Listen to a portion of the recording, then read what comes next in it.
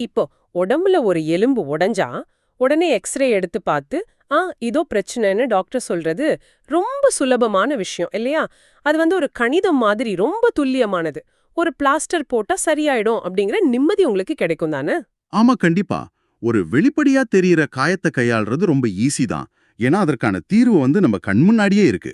ஆனா உங்க மனசுலயோ இல்ல உங்க ஈகோலயோ ஒரு விரிசல் விழுந்தா அத எந்த எக்ஸ்ரே வச்சு பாக்குறது? நாம எல்லாரும் நம்ம தினசரி வாழ்க்கையில மன உளைச்சல், கோவம் இல்லனா எதையோ தேடுற ஒரு ஓட்டம்னு அலைஞ்சுகிட்டு இருக்கோம். இது எல்லாம் எப்படி சரி பண்றதுன்னு யோசிக்கும் போதுதான் ஓஷோவோட அந்த சொற்பொழிவு. கரெக்ட், அதேதான். ஓஷோவோட தம்மபதம் சொற்பொழிவுகளோட 106வது ஆடியோவை சமீபத்துல நான் ஆழமா பார்க்க நேர்ந்தது. அதுல நாம இதுவரைக்கும் நம்பிட்டு இருந்த அந்த மனதை சரி செய்தல் அப்படிங்கிற கான்செப்டே அவர் மொத்தமா புரட்டி போடுறாரு. உண்மைதான். நாம பொதுவா என்ன நினைப்போம்னா, எதையாவது தியாகம் செஞ்சா இல்லனா மனசை ரொம்ப கட்டுப்படுத்தினா நமக்கு ஒரு பெரிய தெளிவு கிடைச்சிடும்னு நினைப்போம். ஆனா அந்த ஆடியோல ஓஷோ வைக்கிற வாதம் முற்றிலும் வேறான ஒண்ணு. ஆமா. அதாவது வாழ்க்கையோட நிலையாமை, அப்புறம் ஆன்மீகம்ங்கிற பேர்ல ஒழிஞ்சிருக்க அந்த சூக்ஷ்மமான ஈகோ, இதையெல்லாம் அவர் ரொம்ப நுட்பமா தோலுரிச்சு காட்டுறாரு. கண்டிப்பா. சோ இத நீங்க கேட்டுட்டு இருக்கும்போது உங்க சொந்த வாழ்க்கையோட கொஞ்சம் பொருத்தி பாருங்க.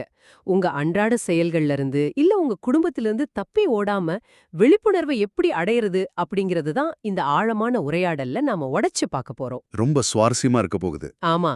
இப்போ ஒரு சுவாரஸ்யமான முரண்பாட்டோட ஆரம்பிக்கலாம்னு நினைக்கிறேன். இப்போ உங்க கையில ரொம்ப அபூர்வமான விலை உயர்ந்த ஒரு பொருள் கிடைக்குதுன்னு வைங்க. நீங்க என்ன பண்ணுவீங்க? ஆ இயல்பா எனக்கு என்ன தோணும்னா, அத நல்ல விலைக்கு விக்கலாம், இல்லனா ரொம்ப பத்திரமா லாக்கர்ல வைக்கலாம் தான் தோணும். எக்ஸாக்ட்லி. அதேதான் சுதாஸ் அப்படிங்கிற ஒரு ஏழை செருப்பு தைக்கிற தொழிலாளிக்கும் தோணுச்சு.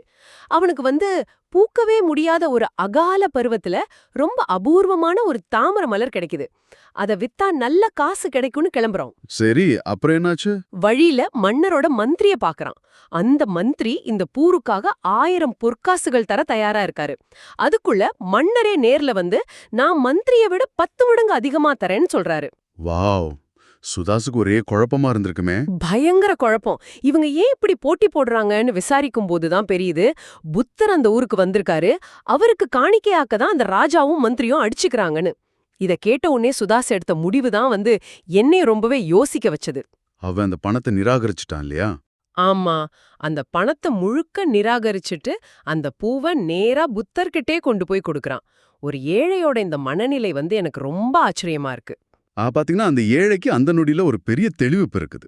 ஒரு பேரரசனே ஒருத்தர்கிட்ட மண்டியிட போறான்னா, அந்த பேரரசனை விட மேலான ஒருத்தர்கிட்ட நாமளே நேரா போய் அந்த மலரை கொடுத்துடலாமேன்னு அவன் நினைக்கிறான். ஆனா ஆனா கதையோட உண்மையான தத்துவமே அந்த மலரை வாங்கிக்கிட்ட புத்தரோட செயல்பாட்டுல தான் இருக்கு. அப்படி என்ன செஞ்சாரு அவரு? இத வச்சு மக்கள் கிட்ட ஏதாவது பெரிய உபதேசம் செஞ்சாரா? இல்லவே இல்ல. அவர் ஒரு வார்த்தை கூட பேசல. புத்தர் அந்த மலரை வாங்கிக்கிட்டு முழுமையான மௌனத்துல எந்த ஒரு சிந்தனையுமே இல்லாம அந்த மலரையே பார்த்துட்டு இருந்தாரு. அது சாட்சி பாவத்தோட கவனிச்சாருன்னு சொல்லலாம்.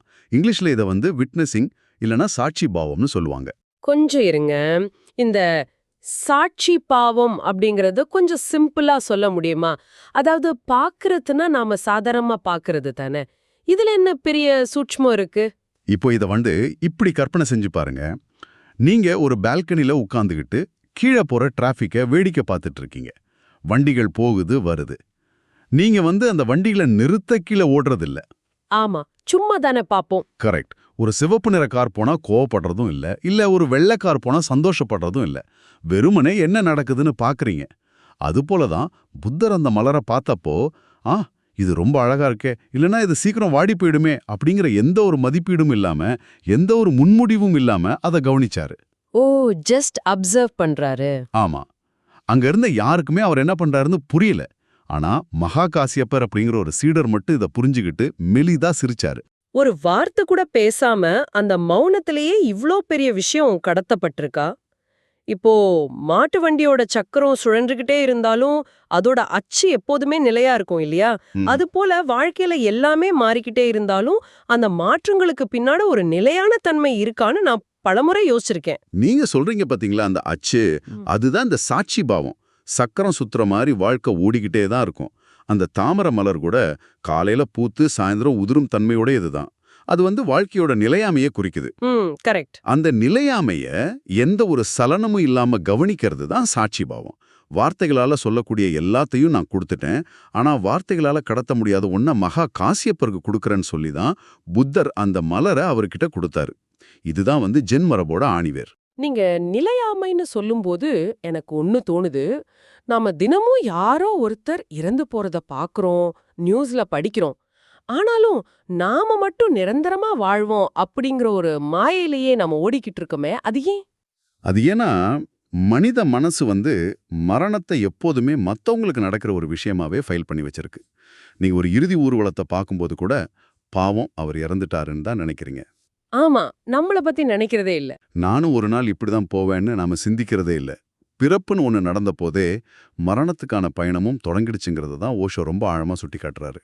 இந்த மௌனமும் விழிப்புணர்வும் கேக்குறதுக்கு ரொம்ப எளிமையா இருக்கு.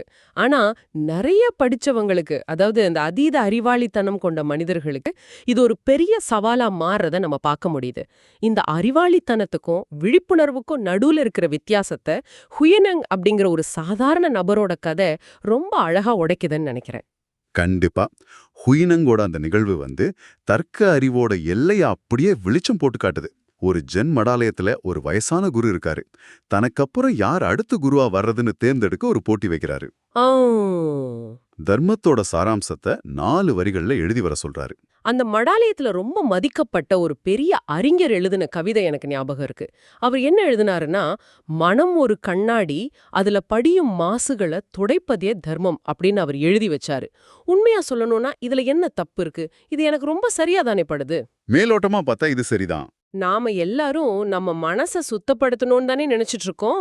ஆமா, ஆனா இங்கதான் அந்த அறிஞரோட ஈகோ வேலை செய்யுது. அவர் மனச ஒரு பொருளா பார்க்கறாரு. ஒரு கண்ணாடி இருக்கு, அது அழுக்காகுது, அந்த அழுக்க நான் துடைக்கணுங்கிற மாதிரி அவர் அகந்தைக்கு ஒரு வேலையை கொடுக்கறாரு. நான் சுத்தப்படுத்துறேன் அப்படிங்கிற எண்ணம் அங்க இருக்கு. ஓ, அந்த நான் அப்படிங்கிறது தான் பிரச்சனையா? எக்ஸாக்ட்லி.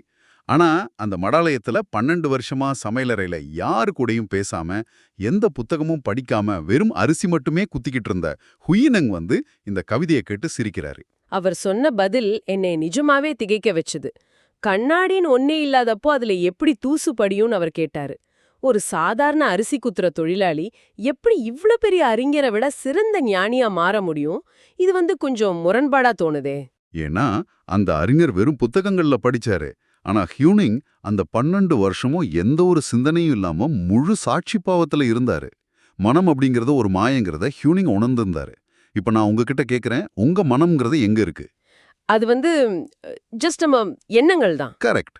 அது எண்ணங்களோட ஒரு தொகுப்பு மட்டும்தான். இல்லாத ஒரு கண்ணாடியை நீங்க எப்படி சுத்தப்படுத்த முடியும்? மனசை தூய்மைப்படுத்துறதை விட மனம்ங்கிற அந்த மாயையை முழுமையா உணர்றது தான் உண்மையான விழிப்புணர்வு. எந்த ஒரு செயலும் இல்லாம, அதாவது நான் சுத்தப்படுத்துறேங்கிற ஈகோ இல்லாம வெறுமனே இருக்குதுல தான் ஞானம் பொறுக்குது. கொஞ்சம் இருங்க, இது நடைமுறையில சாத்தியமான்னு நீங்க யோசிச்சு பார்க்கணும். மனம் ஒரு மாயை, அதை துடைக்க வேண்டான்னா இந்த வெறுமையா இல்லனா விழிப்புணர்வு அடைய நான் என்ன செய்யணும்? என்னோட வேலை, குடும்பம், பொறுப்புகள் எல்லாத்தையும் விட்டுட்டு ஒரு காட்டுக்கு போய் உட்கார்ந்துக்கணுமா? நிறைய பேர் அப்படிதான் நினைக்கிறாங்க. எல்லாத்தையும் துறக்கிறது மட்டும்தான் ஞானம் அடைய ஒரே வழியா? என்னைய மாதிரி சாதாரண மனிதர்களுக்கு இது ரொம்பவும் சிரமமான விஷயமாச்சே. நீங்க மட்டும் இல்ல, உலகத்துல பலரும் அப்படிதான் நினைக்கிறாங்க. காடுகளுக்கு போறதோ இல்ல காவியோட அணியறதோ ஆன்மீகமாகிடாது. ஓஷோ இதுக்காகவே விமலகீர்த்தி அப்படிங்கிற ஒரு அற்புதமான மனிதரோட கதையை முன்வைக்கிறாரு. விமலகீர்த்தி ஒரு சன்னியாசி கிடையாது. அப்படியா? அவர் உங்கள மாதிரி ஒரு சாதாரண இல்லறவாசி தான். அவருக்கு தொழில் இருந்தது, குடும்பம் இருந்தது. ஆனா புத்தரோட நெருங்கிய சீடர்களே அவரை கண்டு பயந்தாங்க. என்னது, புத்தரோட சீடர்களுக்கே ஒரு இல்லறவாசியை கண்டு பயமா? அதுக்கு என்ன காரணம்? ஏன்னா விமலகீர்த்தி துறவரத்துல ஒளிஞ்சிருக்கிற அந்த அகந்தைய ரொம்ப கூர்மையா சுட்டி காட்டினாரு. இப்போ ஒரு சன்னியாசி, நான் எனது குடும்பத்தை, எனது செல்வத்தை எல்லாம் துறந்துட்டேன்னு ரொம்ப பெருமையா சொல்றாருன்னு வச்சுப்போம். சரி, அந்த வார்த்தைகளை கொஞ்சம் உற்று கவனிங்க. நான் துறந்துட்டேன், எனது செல்வம். தான் விட்டெறிஞ்ச அந்த செல்வத்தின் வேலை அவருக்கு இன்னும் உரிமை இருக்கிறதா ஒரு மாயை இருக்கு. தனக்கு சொந்தமே இல்லாத ஒன்ன ஒருத்தரால எப்படி துறக்க முடியும்? வாவ், ரொம்ப ஆழமான பாயிண்ட் இது. துறவி அப்படிங்கிற அந்த அடையாளத்துக்குள்ள, அந்த சந்நியாசத்துக்குள்ள நான் பெரியவன் அப்படிங்கிற ஒரு ஆழமான அகந்தை ரொம்ப நுட்பமா ஒழிஞ்சிருக்கு. இது எனக்கு நம்ம காலத்து அரசியல்வாதிகளையும் சந்நியாசிகளையும் ரொம்பவே ஞாபகப்படுத்துது. முன்னாள் பிரதமர் மொரார்ஜி தேசாய்க்கும் சமண முனிவர் ஆச்சாரிய துளசிக்கும் நடுவுல நடந்த ஒரு சந்திப்பு ரொம்பவே பிரபலமானது. ஆமா, அந்த சம்பவம் எனக்கும் ஞாபகம் இருக்கு. இவர் முனிவரை வணங்குறாரு. ஆனா அந்த முனிவர் ஒரு இல்லறவாசிக்கு திரும்ப கைகூப்பி வணங்க கூடாதுங்கிற தன்னோட சாஸ்திர விதிப்படி அவருக்கு ஆசி மட்டுமே வழங்குறாரு. அது மட்டும் இல்லாம முனிவர் ஒரு உயரமான மேடையிலையும் பிரதமர் உள்ளிட்ட மத்தவங்க எல்லாரும் கீழேயும் உட்கார்ந்திருக்காங்க. அது மொரார்ஜி தேசாய்க்கு பெரிய பிரச்சனையா மாறிடுச்சு இல்லையா? ஆமா, அவருக்கு இது ஒரு மிகப்பெரிய ஈகோ பிரச்சனையா மாறுது. நீங்க ஒரு துறவி, நீங்க ஏன் இவ்ளோ உயரத்துல உட்கார்ந்திருக்கணும்? நான் உங்களை வணங்கும் போது நீங்க ஏன் என்னைய வணங்க கூடாதுன்னு அவர் ரொம்ப நேரடியாவே கேள்வி எழுப்புறாரு. இங்க இருவருடைய அகந்தையையும் நீங்க ரொம்ப தெளிவா பார்க்கலாம். ஆச்சாரிய துளசிக்கு நான் ஒரு பெரிய துறவி, நான் இல்லறவாசிகளை வணங்கக்கூடாது, நான் உயரத்துல தான் அமரணும் அப்படிங்கிற ஒரு ஆன்மீக அகந்தை. ஆமா. மறுபக்கம் மொரார்ஜி தேசாய்க்கு நான் எவ்வளோ பெரிய பதவியில இருக்கேன், நான் ஒருத்தரை வணங்கும் போது அவர் எனக்கு மரியாதை தர மறுக்கிறாரே அப்படிங்கிற ஒரு அரசியல் அகந்தை. ஆன்மீக ஆடையை அணிஞ்சிக்கும் போது ஈகோவை அடையாளம் காண்றது இன்னும் கடினமாயிடும். பதவியை விட்டு ஓடினாலும் சரி, நாட்டை விட்டு ஓடினாலும் சரி, மனிதனோட ஈகோ அவன் கூடவே தான் பயணிக்குது. நாட்டை விட்டு ஓடினாலும் மனசு கூடவே வருங்கிறதுக்கு ஓஷோ சொல்ற ஒரு பூனைக்கதை ரொம்பவே பொருத்தமா இருக்கும். இது கேட்கறதுக்கு கொஞ்சம் நகைச்சுவையா இருந்தாலும் இதுக்குள்ள இருக்கிற உண்மை நம்ம முகத்துல அறையிற மாதிரி இருக்கும். ஒரு குரு இறக்குற தருவாயில தன்னோட சீடன் கிட்ட இறுதி உபதேசமா என்ன சொன்னாரு தெரியுமா? என்ன சொன்னாரு? எக்காரணம் கொண்டு ஒரு பூனைய மட்டும் வளர்க்காதன்னு சொன்னாரு. பூனையா? தியானம் செய், உலக மாயைகள்ல சிக்காதேன்னு சொல்றதை விட்டுட்டு ஏன் பூனை வளர்க்கக்கூடாதுன்னு சொல்றாரு? ஏன்னா அந்த குரு இள வயசுல காட்டுக்கு தியானம் செய்ய போனாரு. தங்கிட்டு இருந்து எல்லாத்தையும் விட்டுட்டு ஒரே ஒரு கோவணத்தை மட்டும் வச்சிருந்தாரு. அவர் தியானம் பண்ணும்போது அந்த ஒற்றை கோவணத்தை எலிகள் கடிச்சு குதிரிடுச்சு. அந்த கோவணத்தை காப்பாத்த யாரோ கொடுத்த ஐடியா படி ஒரு பூனைய வளர்க்க ஆரம்பிச்சாரு. சரி, பூனை எலிய புடிச்சிடும். ஆமா, பூனை எலிய பிடிச்சு தின்னுடுச்சு. சரி, எலிகள் தீர்ந்த உடனே பூனைக்கு பால் கொடுக்கணுமே, அதுக்காக ஒரு பசுமாட்டை வாங்கினாரு. பசுமாட்டுக்கு புல் போட விவசாயம் செய்ய வேண்டி வந்துச்சு. விவசாயத்தை கவனிக்க ஒரு பெண் தேவைப்பட்டா. இறுதியில அவளையே கல்யாணம் பண்ணி குழந்தைகளை பெற்று அந்த சன்னியாசியோட வாழ்க்கை மறுபடியும் ஒரு குடும்பமாவே மாறிடுச்சு. இது ஒரு பெரிய டிராப்பு. ஆமா, வெறும் ஒரு கோவணத்தை காப்பாத்த போய் ஒட்டுமொத்த சம்சாரத்தையும் அவர் திரும்ப கட்டி எழுப்பிட்டாரு. இந்த கதை நமக்கு என்ன உணர்த்துதுன்னா, தப்பி ஓடுறதுல எந்த ஒரு பயனும் இல்ல. நீங்க உங்க குடும்பத்தை விட்டு இமயமலைக்கே போனாலும் அங்க ஒரு குடையை கட்டிக்கிட்டு அதுக்கு ஒரு வாசல் வச்சு அதை பெருக்க ஒரு விளக்குமாற தேடி அலைவீங்க. நீங்க ஒரு கடைக்காரரா இருந்தா உங்க வேலையை விட்டுட்டு ஓட வேண்டாம். ஓ, அங்கே இருந்துக்கலான்னு சொல்றீங்களா? ஆமா, அந்த வாடிக்கையாளரை ஏமாத்தாம நேர்மையா நடந்து அவருக்குள்ள இருக்கிற இறைவனை காண்றது தான் உண்மையான தியானம்னு ஓஷோ சொல்றாரு. இருக்கிற இடத்திலேயே விழிப்புணர்வோட வாழ்றது தான் நிஜமான சந்நியாசம். அப்படியானா இருக்கிற இடத்துல இருந்து தியானம் பண்றது இல்ல விழிப்புணர்வோட இருக்கிறது அவ்வளோ சுலபமான காரியமா? உங்க அன்றாட வாழ்க்கையை கொஞ்சம் நினைச்சு பாருங்க. நம்ம மனசு எப்போதுமே புதுசு புதுசா விஷயங்களை தேடி ஓடிக்கிட்டே தான் இருக்கு. கண்டிப்பா. புது கார், புது வீடு, புது உறவுகள்னு நம்ம வெளியே தேடுறோம். இல்லனா வாழ்க்கையிலே எந்த கஷ்டமும் இல்லாம, புயலோ மழையோ இல்லாம எல்லாம் ரொம்ப அமைதியா இருந்தா நல்லா இருக்கும்னு நினைக்கிறோம். ஆனா இது நிஜத்துல சாத்தியமா? ஒரு விவசாயியோட கதைய வச்சு இத ரொம்ப அழகா புரிஞ்சுக்கலாம். அந்த விவசாயி கதை எனக்கு ரொம்ப பிடிக்கும். அந்த விவசாயி கடவுள்கிட்ட ஒரு வரம் கேக்குறான். கடவுளே, உனக்கு விவசாயம் செய்யவே தெரியல, நீ நினைக்கும் போது மழையை கொடுக்கற, திடீர்னு புயல் அனுப்புற, இந்த ஒரு வருஷம் மட்டும் ஏன் இஷ்டப்படி வானிலை இருக்க எனக்கு வரம் கொடு. எந்த புயலோ அதிகப்படியான மழையோ வெயிலோ இல்லாத சரியான தட்பவெப்ப நிலையை மட்டும் எனக்கு கொடுன்னு கேக்குறான். கடவுளும் அவன் கேட்டதை அப்படியே கொடுக்கறாரு. அந்த விவசாயம் நினைச்சபடியே எல்லாமே ரொம்ப சரியா நடக்குது. பயிர்கள் எல்லாம் இதுவரை இல்லாத அளவுக்கு ஆள் உயரத்துக்கு ரொம்ப பச்சை பசைலன்னு வளருது. விவசாயிக்கு அவ்வளவு ஒரு சந்தோஷம். ஆமா, எல்லாமே கரெக்டா நடக்குதே. கூப்பிட்டு ரொம்ப பெருமையா தன்னோட விவசாயத்தை காட்டுறான். ஆனா அறுவடை செஞ்சு பார்த்தாதான் ஒரு அதிர்ச்சியான உண்மை அவனுக்கு தெரிய வருது. உள்ள நெல்மணிகளே இல்ல, எல்லாமே வெறும் பதர் தான். செடி ரொம்ப செழிப்பா இருக்கு, ஆனா உள்ள எந்த விளைச்சலும் இல்ல. இது எப்படி சாத்தியம்? எல்லாமே சரியான தட்பவெப்ப நிலையில தானே வளர்ந்துச்சு. கடவுள் அப்போ அந்த விவசாயி கிட்ட சொல்றாரு, நீ எந்த ஒரு சவாலும் இல்லாத ஒரு சூழலை கொடுத்த. பழத்தை காற்று வீசல, புயல் வரல. அதனால இந்த செடிகள் தங்களை காப்பாத்திக்க எந்த ஒரு போராட்டமும் செய்யல. அதனால தான் உள்ள எந்த உயிர்ப்பும் இல்லைன்னு சொல்றாரு. வாவ்! இத உங்க வாழ்க்கையோட பொருத்தி பாருங்க. உங்களுக்கு எந்த ஒரு பிரச்சனையுமே இல்லாம, சவால்களே இல்லாம ஒரு வாழ்க்கை அமைஞ்சா நீங்க ஒருபோதும் ஆழமா வளரவே மாட்டீங்க. ஒரு மரத்துக்கு சவால்கள் இல்லன்னா அதோட வேர்கள் ஆழமா போகாதுங்கிறது ரொம்ப தெளிவா புரியுது. நல்ல காத்து வீசும்போது தான் தப்பி பிழைக்கிறதுக்காக மரம் தன் வேர்களை இன்னும் ஆழமா ஊன்றுது. சரி, சவால்களை எதிர்கொள்றது சரி. ஆனா எப்போதுமே புதுசா ஒன்ன தேடி ஓடுற இந்த மனசை எப்படி அமைதிப்படுத்துறது? மனதோட இயல்பே புதியதை தேடுறது தான். அதை நீங்க தடுக்கவே முடியாது. ஆனா அந்த தேடல் வெளியில இருக்கிற பொருட்களை நோக்கியோ இல்ல மனிதர்களை நோக்கியோ இருக்கக்கூடாது. வெளியில நீங்க தேடுற புது கார் கொஞ்ச நாள்லயே பழசாயிடும். ஆமா, திரும்ப வேற ஒன்னு தேடுவோம். மறுபடியும் இன்னொரு புது கார் தேடுவீங்க. ஆனா அந்த தேடல் உள்ள நிகழணும். இது எப்படின்னா உள்ள ஒரு கிணறு தோன்ற மாதிரி.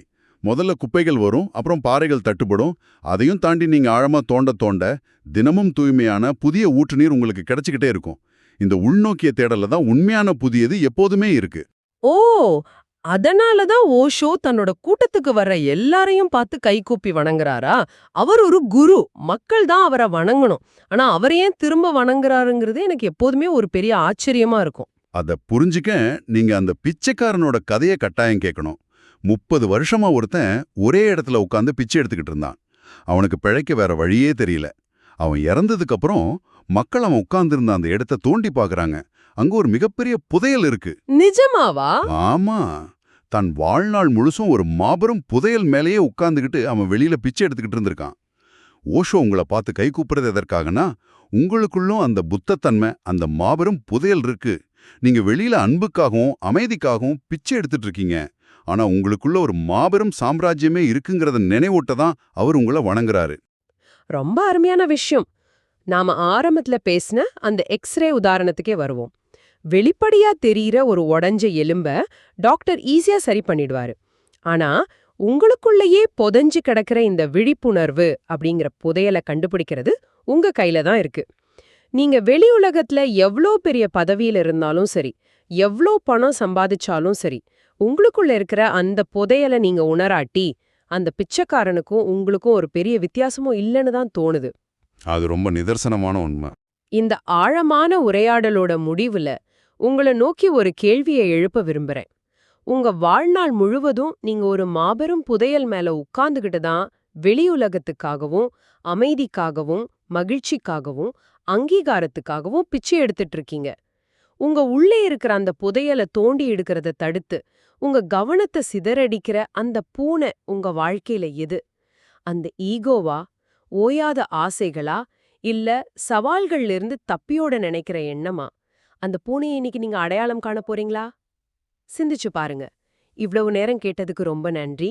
இந்த Tamil voice reads channel monetisation இல்லாம தான் நடக்குது. இந்த ஆடியோ புத்தகம் உங்களுக்கு பயன் தருது என்று நினைத்தால் இந்த முயற்சி தொடர்ந்து போக உங்க ஆதரவு மிகவும் உதவும். என்னுடைய இந்த முயற்சிக்கு நன்கொடை அளிக்க விருப்பம் இருந்தால் டிஸ்கிரிப்ஷன்ல கொடுக்கப்பட்டுள்ள UPI ID மூலம் வழங்கலாம். உங்களால முடிஞ்ச அளவு போதும். சிறிய ஆதரவும் பெரிய உதவிதான். இந்த வீடியோ உங்களுக்கு பயனுள்ளதாக இருந்தால் சப்ஸ்கிரைப் பண்ணுங்க. மற்றவர்களுக்கும் பகிர்ந்து கொள்ளுங்கள். இந்த கருத்துக்கள் அவர்களுக்கும் தேவையாக இருக்கலாம். லைக் பண்ணுங்க. உங்க கருத்துக்களை கமெண்ட்ல பகிருங்கள். மனப்பூர்வமான நன்றி. நன்றி.